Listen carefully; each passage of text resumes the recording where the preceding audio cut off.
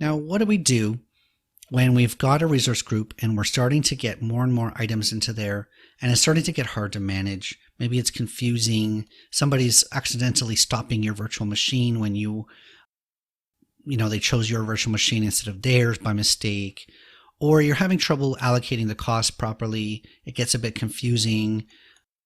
Tagging isn't a solution for you. How can you basically take the situation and clean it up?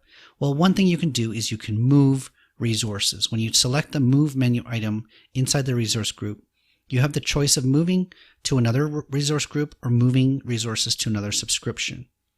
So if you say move to another resource group, this new screen opens up, selects all resources by default, but you may only want a specific virtual machine. Let's say my AZ-101 virtual machine. And so I just go down here and I select the AZ-101 VM, the extensions.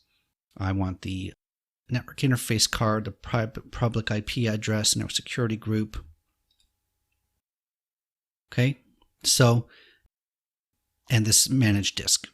Now, I could create a brand new group. I just so happen to have already created a group for it, but you can basically create a new group.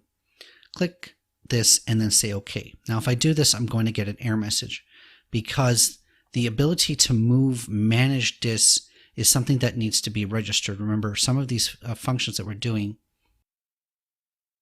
you have to register this as a provider. So I'm going to go into the Cloud Shell. So I'm going to go open this up a little bit. And it's opening it up in a bash command, which is okay. I'm going to use the Azure CLI for this. There is an equivalent PowerShell command. So I'm going to basically say I want to register the feature of moving a managed resource to my subscription. Now, basically, it's now basically in a state of registering. So it's going to take, hopefully only a few seconds for this registration to complete. So I can check the status of it by saying AZ feature show, and it will tell me what's the status of it. It's still registering. So it's going to take several minutes for this to become registered. So why don't I pause the video and we'll come back when this is ready to go. All right, so the ability to move managed resources has been enabled on my account. Now, the next thing I need to do is re-register the compute service. Microsoft recommends this because now that we've touched the managed resource namespace, we're going to register this again.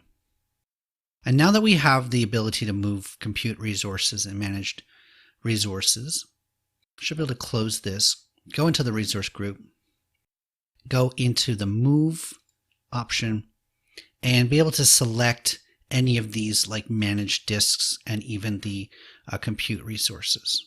Okay. And like I said, you can do it in the portal, you can do it in PowerShell or CLI. Moving resources is many different ways to do that.